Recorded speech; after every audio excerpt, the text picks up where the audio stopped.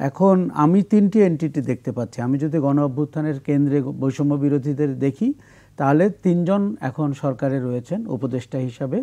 জাতীয় নাগরিক কমিটি হয়েছে, যেটি রাজনৈতিক প্ল্যাটফর্ম হতে যাচ্ছে বলে ধারণা, এবং বৈষম্য বিরোধী ছাত্র আন্দোলন, উমামা ফাতেমা যেটার মুখপাত্র, এরকম তিনটি জায়গায় আমরা ছাত্রদের অবস্থান মোটা দাগে দেখছি।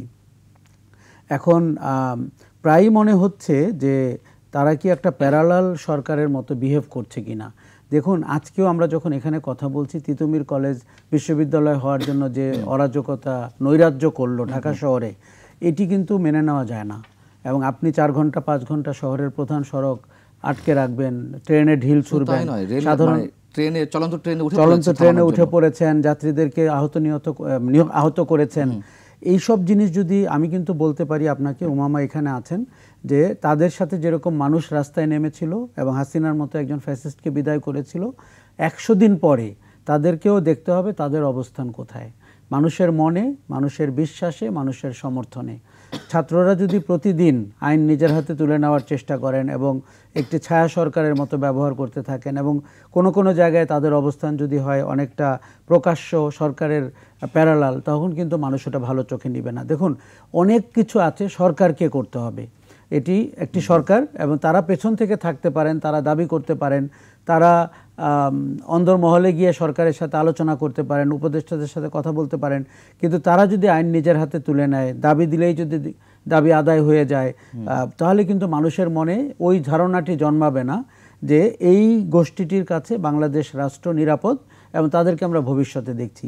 দেখুন, একটা জিনিস পরিষ্কার, যে বৈষম্য বিরোধী ছাত্র আন্দোলন কিংবা অভ্যুত্থানের শক্তির রাজনৈতিক শক্তি হয়ে ওঠার একটি চেষ্টা আছে। কেননা তাদের ভেতরে একটা ভীতিও আছে যে আমরা যদি ক্ষমতায় না থাকি, বা ক্ষমতায় যারা যাবেন আগামীতে, তারা যদি আমাদেরকে সমর্থন না করেন, তাহলে আমাদের যে অভ্যুত্থানের কারণে আমাদের কি শাস্তি হবে কিনা, কিংবা আরও বেশি শাস্তি হবে কিনা, তাই তো? কাজে এমনকি তারা আগামী সরকারে তাদের অবস্থান দেখতে চায়, পার্লামেন্টে দেখতে চায়, রাজনীতিতে দেখতে চায়। সবই কিন্তু ফেয়ার। এটি আপনি রাজনৈতিক দল গঠন করেন এবং কিংস পার্টির মতো না, কারণ তারা তো কিং মেকার, তারা কেন কিংস পার্টির মতো কথা বলবে? কাজেই তাদের আচরণটিকেও আমরা গভীরভাবে দেখছি, অবজার্ভ করছি। কোথাও কোথাও মনে হচ্ছে যে তারা অতিরিক্ত করছেন, কোথাও কোথাও মনে হচ্ছে যে তাদের নিয়ন্ত্রণ নাই, কোথাও মনে হচ্ছে যে তারা নিয়ন্ত্রণ বেশি করার চেষ্টা করছেন। এরকম একটি জায়গায় বর্তমান সময়ে যে প্রফেসর ইউনূস গতকালকে যেরকম 100 দিনের খতিয়ান দিলেন, আমার কাছে ভালো মনে হয়েছে। উনি সময় নিয়ে প্রশাসনের রদবদলের বর্ণনা দিয়েছেন। আপনি তার সাথে একমত নাও হতে পারেন। যেমন আমি অনেক ক্ষেত্রেই প্রশাসনের রদবদলের ব্যাপারে সরকারের যে তির্যক মনোভাব বা কঠোর মনোভাব আমরা দেখতে চেয়েছিলাম, সেটি আমরা দেখিনি। ওনারা যদি মানে পদ পদবীর বদলকে প্রশাসনিক সংস্কার মনে করেন, সেটি আসলে সংস্কার না। কেননা খারাপ রক্ত আপনাকে বের করে ফেলতে হবে শরীরকে সুস্থ করতে হলে, সেই জায়গাটিতে আমরা দেখছি না। তো আরেকটা জিনিস আমরা দেখছি যে অনেক ধীর গতিতে সংস্কার হচ্ছে। 100 দিন পরে আপনি এখনও উল্লেখযোগ্য কোনো সংস্কার দেখতে পাননি।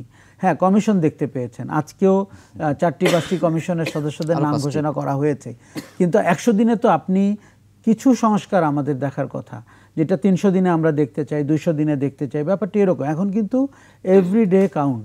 আরও একটি সমস্যা তৈরি হয়েছে, সেটা হচ্ছে আল জাজিরাতে উনি যে ইন্টারভিউ দিয়েছেন, সেখানে উনি বলেছেন যে 4 বছর মেয়াদের কথা, এবং সেটি বলতে গিয়ে উনি বলেছেন তারা চিন্তা করছেন যে সরকারটির মেয়াদও 4 বছর হতে পারে, আগামী নির্বাচিত সরকার। সেই অর্থে তারা বলেছেন যে তাদের 4 বছর থাকার একটি আভাস তারা দিয়েছেন, তিনি দিয়েছেন, এবং উনি বলেছেন তার চেয়েও কম হতে পারে, অনেকটা ডিসকাউন্ট দেওয়ার ভঙ্গিতে। 4 বছরের মানুষ ধরে। আপনার মনে আছে কি না যে আমাদের ধর্ম উপদেষ্টা কিন্তু মাস খানেক আগে উনি বলেছিলেন যে আমাদের আয়ু হচ্ছে বিগত পালিয়ে যাওয়া সরকারটির যে বাকি আয়ু আছে, তার মানে 6 মাস, বাকিটা 4.5 বছর। এই যে কানাঘুষা চলছে, সেনাপ্রধানের বক্তব্য, আসিফ নজরুলের বক্তব্য, ধর্ম উপদেষ্টার বক্তব্য, এখন প্রধান উপদেষ্টার বক্তব্য, আমার মনে হয় একটি কংক্রিট জায়গায় যেতে হবে। আমার মনে হয় কোনো সরকারের জন্য অনির্ধারিত সময়কাল ভালো না, তাদের নিজেদের জন্য বরঞ্চ আরও খারাপ। দেখুন, এই সরকারের ভিত্তিভূমি কি? রাজনৈতিক সরকারের তো তাও কর্মীরা থাকে, দল থাকে, নেতারা থাকে। এই সরকারের পেছন থেকে যদি বৈষম্য বিরোধী চলে যায়, যদি জাতীয় নাগরিক কমিটি চলে যায়, রাজনৈতিক দলগুলো যদি চলে যায়, তখন কিন্তু সরকারটি 25 জন উপদেষ্টা নিয়ে আর বঙ্গভবনে একজন চুপ্পুকে নিয়ে সরকারটি অবস্থান করবে। সেটি আমার মনে হয় খুব ভালনারেবল একটি পজিশন।